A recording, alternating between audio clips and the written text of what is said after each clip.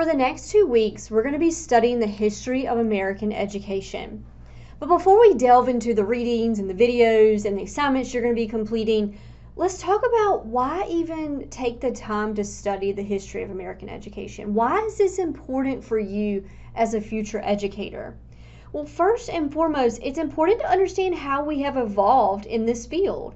Understanding where we came from can make us appreciate where we are today.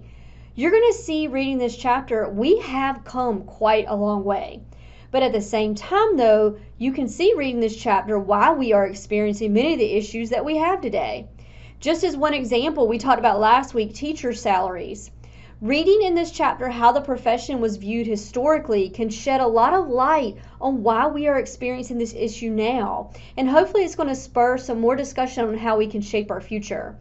I really hope this week and next week it's going to make you more culturally and socially aware. The history of American education is plagued with exclusion and segregation and inequality. When you're going to be walking into a diverse classroom, you need to feel culturally competent.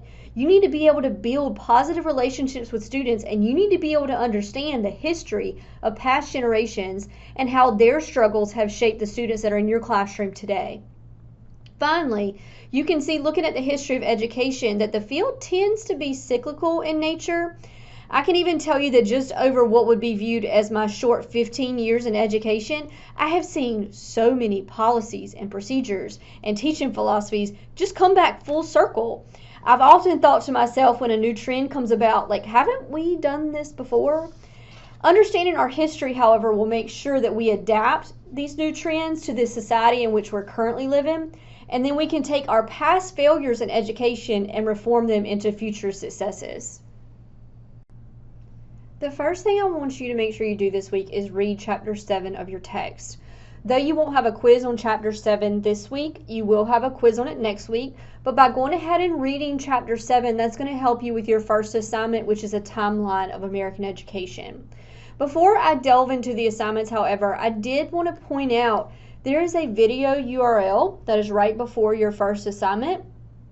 And so after you read Chapter 7, I don't know about for some of you, but yes, I can gain a lot from reading, but I tend to gain a lot from visuals and from videos. And so I scoured the internet, and actually the video that I really liked the most, that I feel like that was the most accurate and just really captured everything in this chapter, it came from NC Live. And if you've never used NC Live, this is a free resource that is provided through our library. Now, when you click on that link, you may have to sign in. You'll sign in with your same username and password that you use for email and Moodle, because these videos, again, they're just through NC Live, so they're just for our students. Now, this video, of course, you can watch the whole thing. It's only a 36-minute video, but I love over here on the right-hand side, if you hit segments, it breaks it apart by time period, which I think is so nice. So after you read about the colonial period and the early national period in your text, you can come over here and watch these short, 3 to 5 minute videos that gives you that visual. And it also, too, can really help you with your timeline assignment. I'm just going to click on the colonial period here and show you right at the start of the video here.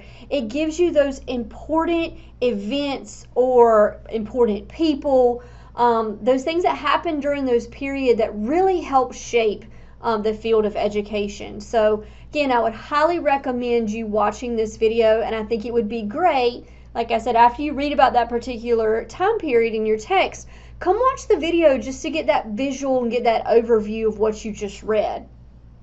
Now, if I jump back in the course here, let's talk about your first assignment. I've mentioned it now a couple of times. This first assignment is going to require you to identify what you believe would be the top 10 moments in the history of American education. So if you watch ESPN, it's kind of like the ESPN top 10. What would be the 10 moments that you feel like that you've read about this week or that you've watched in the video that you feel like had the biggest impact on our field? I want you to create a timeline of these 10 events. I am not going to be specific about what you use to create that timeline. I'm a big fan of Canva. If you go to Canva and you just search timeline, there are a lot of free, now there are some paid ones, but there's quite a lot of free templates that you can use to build a timeline. You can use Google Slides. You can use PowerPoint to build a timeline if you want to use Microsoft Word. If you have another timeline app or application out there that you would like to use, that's completely fine. If you want to create a physical timeline using paper or poster board, that's fine. Just make sure when you take a picture of it and you upload it, make sure the picture is so that I'm able to read it. Because what I want you to do for each of those 10 events, make sure you include the date on your timeline. And also I want you to write a brief description, so 2 to 3 sentences of that event, and explain the significance and why you chose to include it.